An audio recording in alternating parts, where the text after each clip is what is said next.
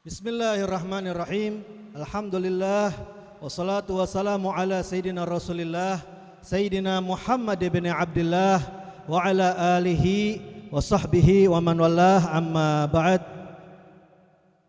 Alhamdulillah, segala puji bagi Allah Subhanahu wa taala yang masih memperkenankan kepada kita untuk bisa menghadiri di antara istiqomah kita setiap malam Jumat membaca salawat kepada baginda Nabi Muhammad sallallahu alaihi wasallam dengan pembacaan daripada Maulid Ad-Dibai, di mana ini maulid adalah maulid yang sangat dicintai dan banyak dibaca oleh para habaib, khususnya di kota Tarim, di mana di sana Maulid Ad-Dibai pasti dibaca setiap malam Jumat di Masjid Jami'. Begitu juga di setiap malam Selasa di Masjid Surur, yaitu Al-Habib Abdullah bin Muhammad bin Syahabuddin pasti membaca daripada yaitu Maulid Ad-Dibai. Apalagi kita kenal dengan yang namanya Al-Habib Abdullah bin Muhsin Al-Attas Keramat Empang Bogor, juga membaca daripada Maulid Ad-Dibai, yang mana ini Maulid Dibai adalah salah satu maulid yang khususiyahnya setiap ada orang yang membaca maulid tersebut, maka bukan dari mulai asyraqal Nabi SAW hadir, akan tetapi dari pembacaan pertama ruh baginda Nabi Muhammad sallallahu alaihi wasallam itu hadir kepada orang yang membaca Maulid Ad-Dibai. Maka puji syukur kehadirat Allah Subhanahu wa taala, kita masih diperkenankan setiap malam Jumat membaca salawat kepada baginda Nabi Muhammad sallallahu alaihi wasallam dengan mengandalkan daripada itu yang namanya berziarah. Kenapa harus berziarah? Karena tadi kita sudah membaca di awal-awal Maulid qasidah yang dibacakan oleh Ustadz Jamal, bahwasannya di dalam qasidah tersebut mengatakan inkila zurtum bima raja'tum ya akramal khalqi mana gulu. Apabila dikatakan kepada kalian wahai para peziarah, apa yang telah kalian dapatkan dari ziarah kalian, maka apa yang harus kami katakan wahai Rasulullah, wahai sebaik-baiknya makhluk Allah? Maka apa yang dikatakan di dalam qasidah tersebut, qulu raja'na bikulli khairin, katakanlah wahai para peziarah, kita pulang bawa itu yang namanya semua kebaikan. Kita pulang pasti bawa semua kebahagiaan. Kita pulang pasti bawa itu yang namanya semua kesenangan. Kenapa? Wajtama'al far'u wal usulu, dikarenakan yang namanya cabang sudah menyambung dengan yang namanya akar. Yang namanya seorang cucu sudah bergabung menyambung kepada kakeknya, seorang anak menyambung kepada ayahnya, seorang ibu menyambung kepada yaitu ibunya, dan terus menerus sampai baginda Nabi Muhammad sallallahu alaihi wasallam. Sehingga Al-Imam Al-Habib Abdullah bin Umar bin Yahya, keponakan daripada Habib Abdullah bin Husain bin Tahir, yang mana beliau ini adalah pengarang daripada kitab Sulamut Taufik yang dibaca di pesantren-pesantren, juga beliau yang mengarang daripada qasidah Ya Arhamar Rahimin. Bahkan kita setiap berziarah membaca daripada Salamullah Ya Sadah. Maka ini keponakan daripada Habib Abdullah bin Husain bin Tahir, yaitu Habib Abdullah bin Umar bin Yahya. Ini Habib Abdullah bin Umar bin Yahya terkenal dengan Sabah Abadilah, yaitu 7 orang yang bernama Abdullah, yang mana mereka semuanya berdakwah di satu zaman, di satu waktu di daerah Hadramut. Maka ini Al-Habib Abdullah bin Umar bin Yahya terkenal dengan salah satu daripada yaitu yang paling faqih. Kenapa? Bagaimana tidak? Beliau dari Masileh berangkat berziarah ke kota Tarim, tepatnya di pekuburan Zambal, berkata kepada murid-muridnya di dalam perjalanan beliau, wahai murid-muridku, siapa yang bisa menghitung daripada sunnah-sunnahnya di dalam salat, Maka murid-muridnya tidak bisa menjawab begitu banyak. Maka beliau menjawab sebanyak 500 sunnah yang ada di dalam solat perjalanan dari Masileh sampai ke Zambal Tarim. Maka setelah berziarah, beliau melanjutkan lagi sampai yaitu 500 sunnah di dalam solat. Maka perjalanan pulang dan perginya beliau telah mengutarakan kepada murid-muridnya 1000 sunnah di dalam solat. Ini sangat luar biasa. Karena apa? Karena ta'alluqnya, karena ikatan batinnya beliau kepada datuk-datuknya, apalagi baginda Nabi Muhammad sallallahu alaihi wasallam yang mana ini pernah dibuktikan oleh beliau ketika berziarah ke kota Madinatul Munawwarah. Beliau membawa daripada ibundanya, saudari daripada Habib Abdullah bin Husain bin Tahir. Maka tidak ada seorang pun yang berziarah ke makam Nabi Muhammad sallallahu alaihi wasallam kecuali akan merasakan ruhaniyah Nabi sallallahu alaihi wasallam. Dia akan merasakan kelezatan, kenyamanan, ketenangan, bisa berhadapan di pusara baginda Nabi Muhammad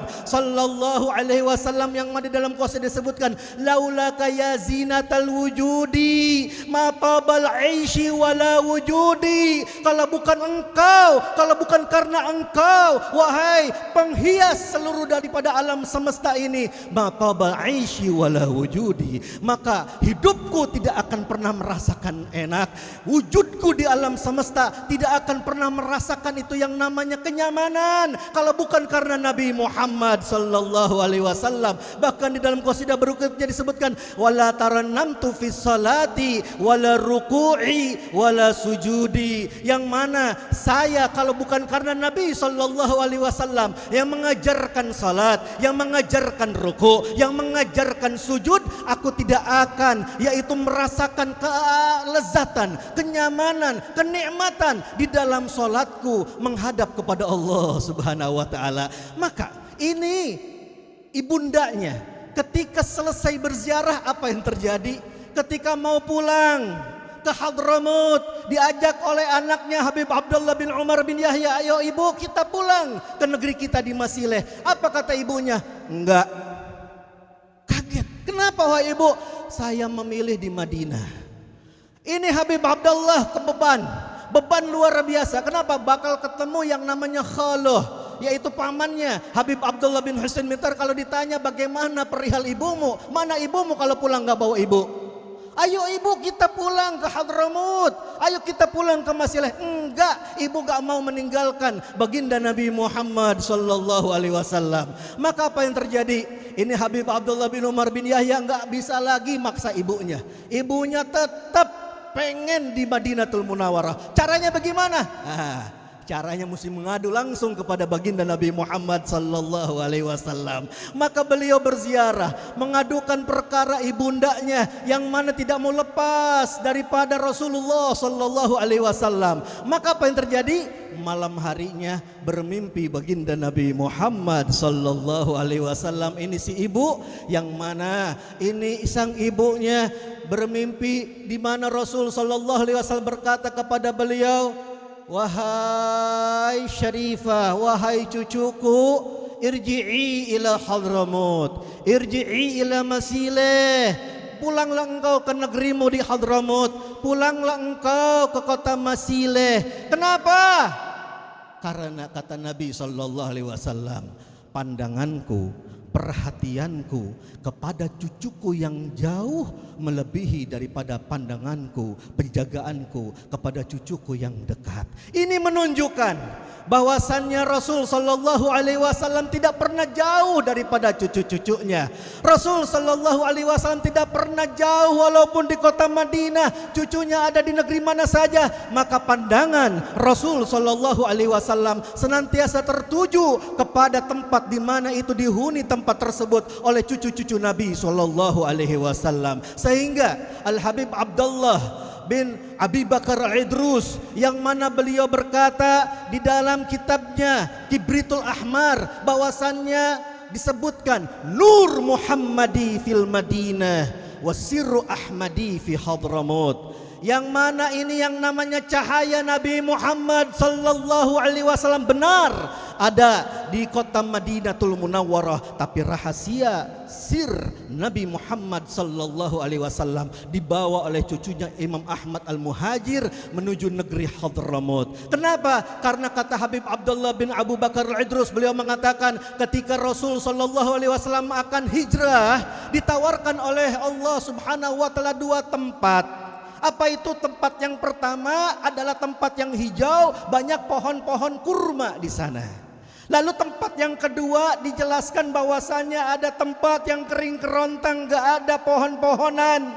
Maka Rasul sallallahu alaihi wasallam berhijrah memilih kota Yathrib yang jadi kota Madinatul Munawwarah, di mana di situ banyak pohon-pohon kurma. Tapi keinginan, semangat Rasul sallallahu alaihi wasallam masih terpendam di dalam diri beliau sampai wafatnya, diteruskan oleh cucu-cucunya sampai akhirnya Al-Imam Ahmad bin Isa Al-Muhajir ilallah berhijrah ke kota Hadramut. Kenapa Rasul sallallahu alaihi wasallam menginginkan Hadramut? Karena beliau mengikuti daripada datuknya Nabiullah Ibrahim alaihi salam ketika menitipkan putranya Ismail serta Siti daripada yaitu istrinya Siti Hajar di mana fi wadin ghairi dzi zar'in inda baitika Muharram. Nabiullah Ibrahim alaihissalam titipkan daripada yaitu anak dan istrinya di tempat kering kerontang, gak ada air, gak ada pepohonan.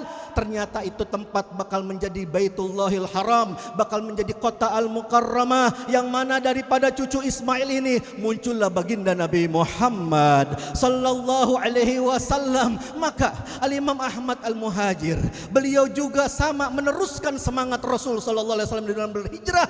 Akhirnya dari sulbi beliau muncullah Imam Ubaidillah bin Ahmad Al-Muhajir, muncullah Imam Alawi bin Ubaidillah, muncullah Imam Muhammad bin Alawi, muncullah Imam Alawi bin Muhammad, muncullah Imam Ali Khalid Ghassan bin Alwi, muncullah Imam Muhammad sahib al-Mirbat, muncullah Sayyidina Ali Abul Faqih, muncullah Sayyidina Alawi Amul Faqih, muncullah Sayyidina Ustadzul Azam Al-Faqih Al-Muqaddam Muhammad bin Ali Ba'alawi. Inilah yang disebutkan oleh orang-orang saleh bahwasannya memang negeri Hadramut kering, memang negeri Hadramut tidak ada yang namanya air berlimpah ataupun pohon-pohonan yang sangat begitu hijau, tetapi yunbitus salihin, itu yang namanya Hadramut bisa menumbuhkan orang-orang saleh. Negeri Hadramut bisa mencetak daripada orang-orang saleh. Negeri Hadramut bisa mendidik daripada orang-orang saleh, sehingga kalau ada orang dari Hadramut datang ke negeri kita, maka kita harus husnudzon, kita baik sangka. Kenapa?